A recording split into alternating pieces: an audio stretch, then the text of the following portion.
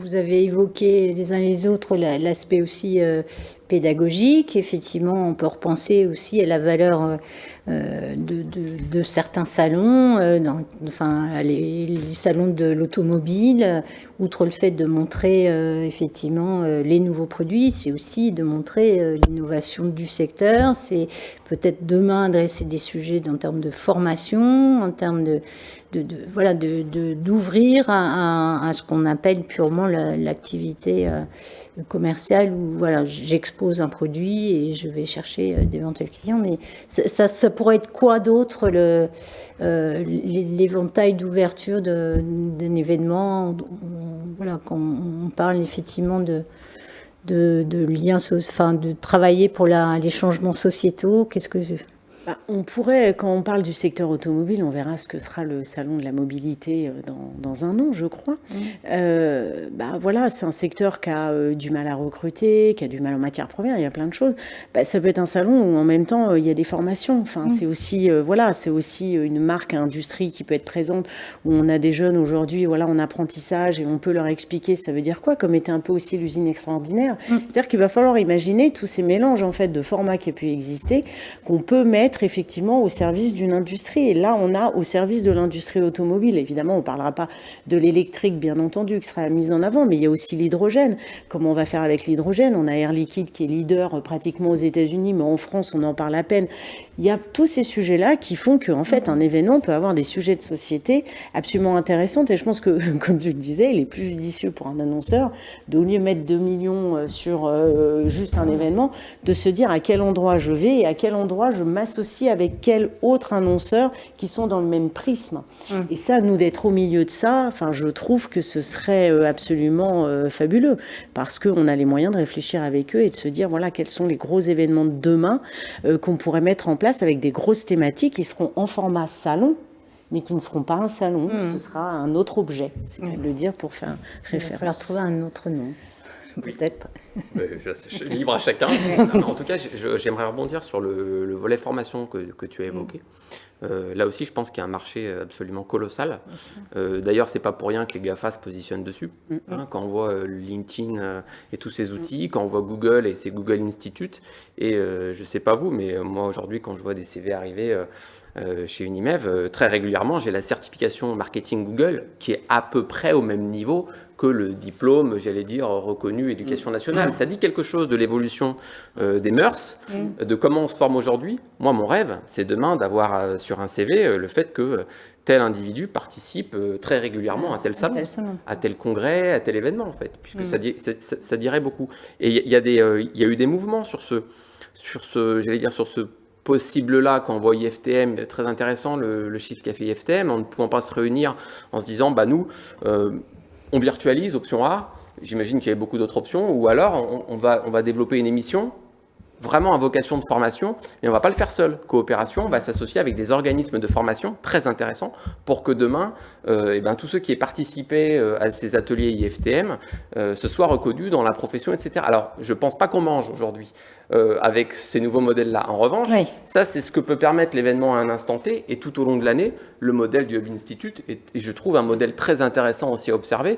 Et très concrètement, si demain, en fait, au lieu de vendre soit un salon, soit etc., en fait, on vend un programme en accord avec l'objectif de l'entreprise. Dit autrement, si on vend à l'entreprise un package, je dis n'importe quoi, éducation, connaissance, formation, dans ce package-là, vous allez retrouver 2 participations à Maison et Objets toute l'année, puis plus 3 carnets de tendance, plus 2 newsletters mensuels sur tel et tel sujet, etc. Ok, vous prenez le package business, vous prenez le package expérimentation, etc., etc. Donc moi, je crois beaucoup en effet à ces multi-formats et multi-services. Et puis, au domaine de la formation, il y a beaucoup de choses à faire. Alors nous, on est...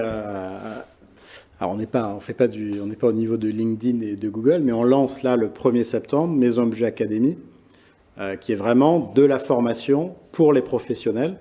Donc l'idée, c'est en gros, pour schématiser, c'est un Netflix de la déco et du design, donc qui s'adresse plutôt à nos visiteurs, donc des boutiques de décoration, des architectes d'intérieur, etc., avec des modules vidéo qui vont durer entre 15 et 20 minutes maximum, si possible avec les meilleurs experts avec lesquels on est en relation.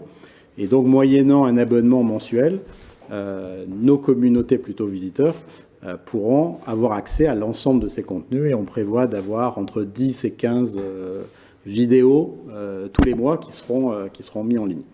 Et donc derrière, oui, l'idée c'est ça, c'est de dire sur le salon, il y a des conférences, mais tout au long de l'année, vous allez pouvoir suivre des vidéos avec des formats différents. Et demain, on est en train de voir, après il y a des problématiques techniques, mais l'idée c'est de dire, pour, 25 € par mois, non seulement vous avez accès à tous les contenus, mais si vous voulez venir visiter le salon 2 fois par an, vous faites partie de la communauté, vous êtes membre, mais pouvoir y accéder. Donc on va au-delà de ce qu'on faisait déjà, puisque les gens venaient aussi au salon pour assister à des conférences, mais là, du coup, ils vont pouvoir tout au long de l'année avoir des contenus qui les aident, alors c'est très pragmatique, qui les aident à progresser dans leur activité. C'est vraiment ça la ligne éditoriale. Et on est allé jusqu'à ce qu'on avait des conférences de ce type-là sur le salon. Ces conférences sur le salon, on n'en fait plus. C'est-à-dire qu'on considère que tout ce qui est educational, maintenant, on peut les faire de cette manière-là. Par contre, les grands keynotes avec le meilleur architecte d'intérieur de la planète qui vient présenter un projet, celui-là, on le maintient sur le salon parce que d'abord, il fait venir du monde et que deuxièmement, les gens viennent pour l'écouter, pas forcément pour progresser dans leur activité. Donc, on est en train de nettoyer en disant ça, c'est top pour le physique, on le maintient. Ça, honnêtement, sur Maison Objet Academy, ça marche beaucoup mieux, quoi. Et je peux y aller quand je veux. Versus, je viens au salon, mais notre boutique de déco, elle ne vient pas au départ pour des conférences, elle vient d'abord pour rencontrer ses clients, fournisseurs. Et après, voilà, tout au long de l'année, quand elle le souhaite, elle peut accéder à ces contenus. Donc oui, je pense que la formation, cet aspect pédagogique, c'est un axe dans lequel on peut aller, parce que les clients qu'on aura perdus sur le salon, on peut les récupérer de cette manière-là. Donc il faut aussi trouver, je pense, des équilibres financiers qui font que le modèle économique des salons tel qu'on l'a eu jusqu'à présent, c'est-à-dire 90-95% de notre chiffre d'affaires fait avec des stands, si on reste là, je pense que ça va être un peu plus compliqué. C'était ma question suivante. Donc, business model, vous évoquez quelque part la Netflixication des événements, la plateformisation des événements avec ce contenu finalement que je pourrais, moi, en tant que potentiel visiteur ou intéressé par le sujet, consommer on demand quand je le souhaite. Qu'est-ce que ça implique pour vous en termes de business model où effectivement on est loin maintenant de la location de mètres carrés Alors, ça implique déjà des profils et des expertises différentes. Alors, nous, quand on a lancé notre plateforme digitale, en l'espace de 2 ans, on a recruté 15 personnes qui n'étaient pas les gens des salons. On a recruté des chefs de produits digitaux, on a recruté un CTO, on a recruté des développeurs, on a recruté des gens qui savaient créer de l'audience sur les réseaux sociaux.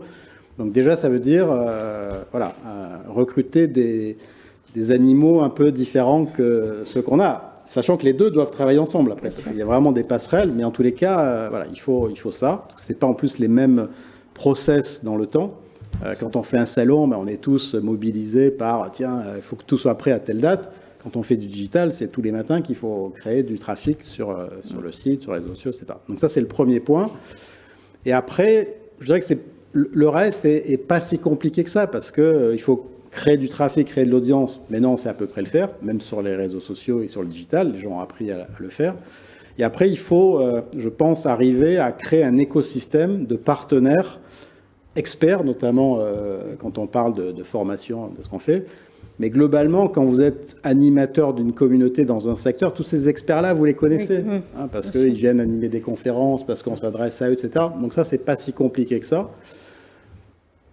Trouver les bons modèles économiques, il faut être un peu malin et prendre une boîte de stratégie de temps en temps pour qu'ils vous disent, tiens, il faut que tu prices de telle et telle manière, il faut que ce soit un abonnement, il faut que ce soit bon. Et puis, donc voilà, mais ça veut dire qu'il faut quand même investir un peu d'argent. Voilà. Et je pense que peut-être le frein aujourd'hui des organisateurs de salons traditionnels, c'est qu'ils sont habitués à des niveaux de marge qui étaient relativement importants, sans forcément avoir ils vont parler de recherche et développement, et donc d'investir pour dans 3-4 ans. Et donc là, il y a un peu de changement, quoi. Il y a un peu de conduite du changement là-dessus. Nous, quand on a lancé MOM, on a investi plusieurs millions C'est d'euros. votre site internet, c'est la marketplace. C'est la marketplace de lead generation. Voilà, à un moment donné, on a investi.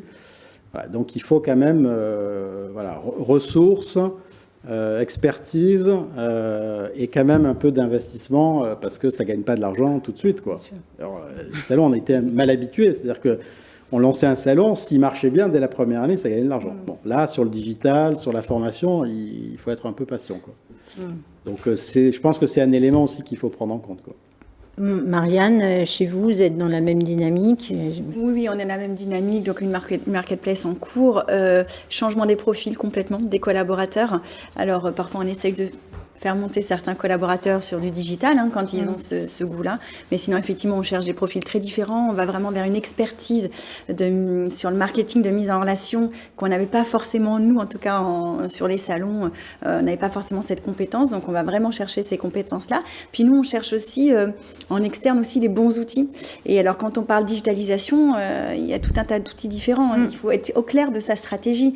C'est-à-dire, en fonction de nos audiences, qu'est-ce qu'on veut comme outil? Est-ce qu'on veut un outil de prise de rendez-vous? Est-ce qu'on veut un outil juste pour publier du contenu? On peut même se poser la question sur certains salons grand public, est-ce que les réseaux sociaux ne suffisent pas à publier quelques lives?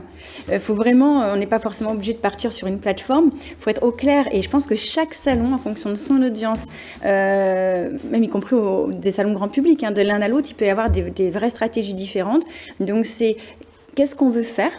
Quelles sont les attentes de notre audience, et là on choisit le bon outil. Et donc c'est compliqué d'internaliser s'il y a 5 ou 6 outils différents, c'est pas possible. Je trouve compliqué moi d'avoir un outil en interne qui répondrait à tous les besoins. Enfin moi je n'y crois pas. Donc moi j'avoue que j'ai eu un petit peu de mal quand j'ai cherché ma plateforme pour mon événement tourisme notamment, où j'étais très grand public dans mon orientation, donc je cherchais une plateforme très grand public dans sa sémantique, dans la facilité d'usage, et j'ai eu un peu de mal à trouver sur le marché des plateformes qui n'aient pas été développées que pour du B2B, mais trouver quelque chose de très accessible au grand public. On a trouvé, on a travaillé main dans la main avec un prestataire qui a fait évoluer son adapté son outil, qui a adapté. Et moi je crois, en étant en plus sur un secteur du tourisme où ma clientèle a une moyenne d'âge de 58 ans, on a réussi à avoir des gens connectés sur du digital avec cet âge-là et avec un outil qui leur a paru très simple.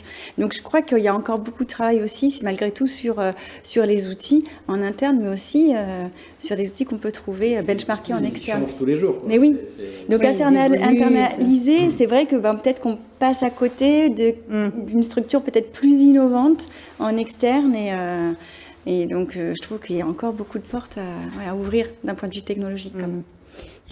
Oui. Non, je ne veux pas te couper dans ta question, mais je veux juste réagir parce que je pense qu'on est au cœur du sujet. C'est le modèle économique est souvent le mur de l'innovation en réalité. Il y a le portage, il y a la culture à l'innovation, mais il y a le modèle économique. Comme l'a dit Philippe, moi je pense qu'il y a deux manières de considérer le digital. Soit on considère ça être une ligne de recettes pure et dure, et à ce moment-là, quand on veut tuer son chien, on dit qu'il a la rage. Il n'aura jamais, ou alors le même taux de marge que la rencontre physique, donc à ce moment-là, on n'y va pas. Ou alors, on considère que tout est dans tout, que tout va alimenter, qu'un service va alimenter l'autre. Comme tu l'as dit aussi, tu as pu capter de la data sur des personnes qui ne venaient jamais sur l'événement. Ça vaut cher, mine de rien, d'acquérir cette data. Donc je dirais, ne raisonnons pas de manière découpée sur ce sujet-là parce que c'est le meilleur moyen de ne pas avancer, je pense. Deux, quand même, petit message d'espoir.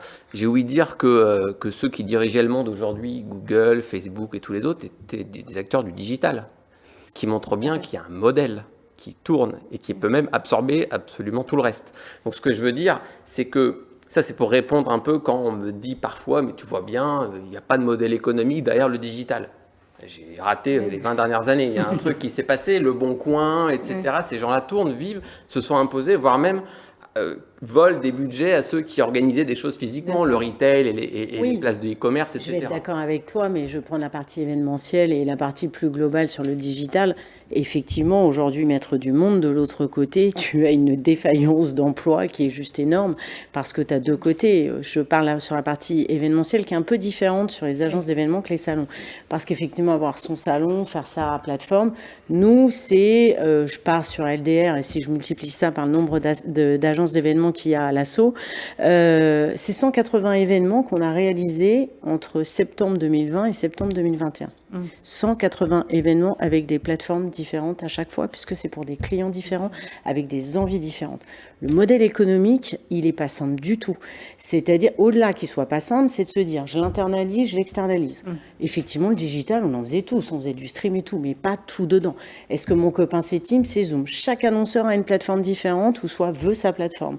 Et chaque événement est différent. Donc, à chaque appel d'offres se repose la question de mon nouveau ami va être la DSI, mon nouveau ami va être le juridique. Oui. Vous vous en rendez pas compte, mais en termes internes, quand vous avez le plan stratégique de la Société Générale ou du groupe Total, c'est-à-dire que c'est des heures et des heures qui ne sont pas rémunérées. Donc aujourd'hui aussi, la vraie question est de se dire, est-ce que j'internalise en créant une plateforme? Et comme tu le disais, évidemment qu'une plateforme ne fait pas tout, même si on essaye de mettre du gaming, de l'expérientiel et tout, c'est très compliqué. Allez aussi quand d'un seul coup, vous avez l'Asie, et que l'Asie, le stream, c'est celui-ci qui passe pour Total, et pour un tel, il ne va pas passer. Donc pour nous, c'est une vraie complexité. Je ne dis pas du tout que c'est un frein, mais il va falloir encore un peu que d'eau coule sous les ponts pour réussir à sécuriser tout le monde. Il y a eu effectivement l'interne totalement paniqué parce que faire un plateau TV comme ça paraît effectivement très simple. C'est pas compliqué de lancer un générique et tout quand vous faites de la convention. Mais en fait, entre ce qu'on se voit là et ce qui va se passer derrière, entre les quiz et ainsi de suite, c'est totalement différent. Donc c'est vrai qu'il y a eu une vraie question de la part de toutes les agences de l'ASSO, c'est qu'est-ce qu'on fait? Est-ce qu'on prend un outil propriétaire? Est-ce qu'on se coopte avec un copain ou deux, mais en fait, où est-ce que je vais gagner de l'argent? Parce que quand vous louez un plateau TV, vous n'avez pas la plateforme, la rédaction en chef est faite par un tel et un tel, là, le coût commence à être vraiment ridicule et que du coup, c'est une vraie complexité qu'on a encore aujourd'hui, qui est de se dire le juste milieu. On commence à trouver tous nos marques parce qu'on en fait beaucoup, mais c'est assez compliqué, en fait, de trouver effectivement la bonne formule aujourd'hui pour essayer, on va dire, évidemment, on gagnait peut-être trop d'argent, mais en tout cas de se dire qu'aujourd'hui, de faire vivre les équipes effectivement avec des marges de plus en plus réduites. Et c'est compliqué de trouver pour du corporate des services. C'est pour ça peut-être que c'est là. Je crois que Philippe a parlé d'abonnement à un moment voilà, donné. Ouais. C'est pour ça que nous, on réfléchit aussi peut-être à des logiques d'abonnement. Alors, il faut avoir en face quelque chose de costaud pour les annonceurs auxquels on propose. Mais c'est vrai que l'abonnement te permet quand même d'aller dans des investissements et de t'assurer toute l'année un revenu. Donc, il y a, à mon avis, quelque chose à regarder au travers de l'abonnement, mais il faut être capable de séquencer l'année avec des événements toute l'année. C'est plus compliqué pour l'agence. Le modèle abonnement sera le modèle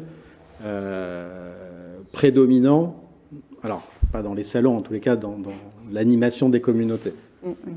Nous, on a fait notre business plan là, pour les 3 prochaines années chez Maison Objet.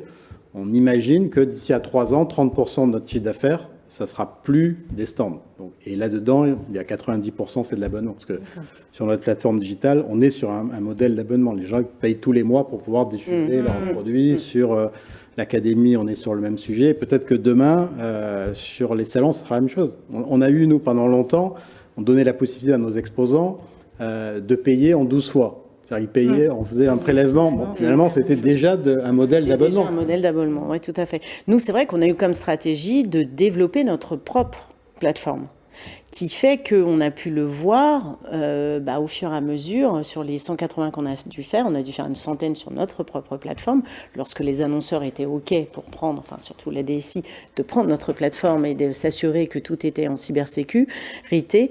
Mais on voit que ce modèle-là, au fur et à mesure, fonctionne. Et encore une fois, on voit que quand on met de l'investissement dans la R&D, il faut avoir effectivement les moyens de le faire, mais on voit qu'au final, ça marche. Alors ça va pas, on va peut-être pas être rentable cette année, mais l'année prochaine, et qu'au fur et à mesure, ça nous donne plein d'idées, évidemment, quand on écoute là sur le plateau. Mais c'est exactement pareil. C'est un peu offrir quand même à nos clients de dire, vous avez votre plateforme et nous, tout au long de l'année, on vous génère du contenu. Et ça, au travers du contenu, au travers de vidéos et tout, on va faire payer, je sais pas, 15 000, 20 000 par mois un annonceur. Mais lui, ça lui permet que sa communauté en permanence a des petits billets d'humeur, des formations, des choses comme ça. Donc voilà, en fait, on va au-delà d'un événementiel habituel, mais ça nous permet d'avoir un business model qui peut tenir la route. En fait, je pense que cette discussion incarne à merveille le moment de l'innovation. je pense qu'il faut avoir beaucoup d'indulgence vis-à-vis de soi et vis-à-vis de la période dans laquelle on vit. Oui, on est J'entends en test complètement, annuel. quand tu dis il y a 180 plateformes et on change, et c'est vrai. Et nous, moi j'en discute beaucoup en permanence avec des adhérents, mais et si on fait ça et qu'on se plante, malheureusement, c'est ça un processus d'innovation. Bien sûr. Tout ça est nouveau pour tout le monde. Et ça se fait en plus avec beaucoup de difficultés, dans des conditions dramatiques, mais il faut essayer de se projeter à 10 ans en fait. Mais les débats étaient les mêmes au début d'Internet. Certains n'y croyaient pas. Ça manque pas d'ailleurs de piment quand on relit des articles à l'époque. Internet, ça marchera jamais, etc., etc. Le e-commerce, ça marchera jamais. On n'achètera jamais en ligne. On n'aura pas confiance. Quand on regarde les chiffres aujourd'hui du e-commerce. Donc moi, ce que j'aurais tendance à dire, c'est évidemment, il y a la logique d'investissement, il y a la logique aussi d'indulgence. Mais ça, c'est aussi la culture interne derrière ce mot indulgence. C'est décomplexer les équipes. On va y aller, on va tester, on va se rater, mais en même temps, on va apprendre des choses de l'expérimentation qu'on aura faite. Et puis, en parallèle, on va rester à l'écoute des évolutions de comportement des usagers et de l'acte d'achat. On a parlé de l'acte d'achat via des marketplaces, mais ce qui se développe aussi en Asie avec les plateformes de social selling, qui grosso modo le téléachat à la sauce numérique, on va dire ça à la va-vite, on réinvente toujours, tout change pour que rien ne change, mais d'une certaine manière, si ce format-là commence à capter beaucoup d'investissements, il y a des marques françaises qui ont organisé leur programme de live social selling pendant la période, et ben peut-être que ça viendra composer en effet la stratégie d'abonnement demain des salons, qui est de dire tu auras 10 social selling sur des audiences qui seront réparties régionalement, etc. Donc en restant à l'écoute aussi, j'allais dire, de ces nouveaux formats de consommation. Et ce que font, moi j'essaie toujours de regarder ce que font entre guillemets les meilleurs dans leur domaine, Decathlon et bien d'autres, qui ont souvent un temps d'avance parce que pour le coup ils investissent beaucoup sur la R&D. Je lisais l'autre jour une interview de Decathlon et leur nouveau centre commercial DX, où ils disaient grosso modo ils réduisaient au maximum le temps passé de leur personnel sur la logistique, sur du back-office, de leurs vendeurs, de leurs personnes en magasin, pour que le maximum du temps soit injecté en relation client. Et donc, derrière, il y a des process, ils investissent en innovation sur ça, et derrière, hop, ils réinvestissent complètement la stratégie d'animation du magasin, de formation des conseillers, des vendeurs, etc. Donc, moi, je pense que l'innovation, elle s'attrape partout. Facebook, Instagram, les jeux vidéo qui offrent des nouvelles expériences d'achat absolument passionnantes, Decathlon, etc.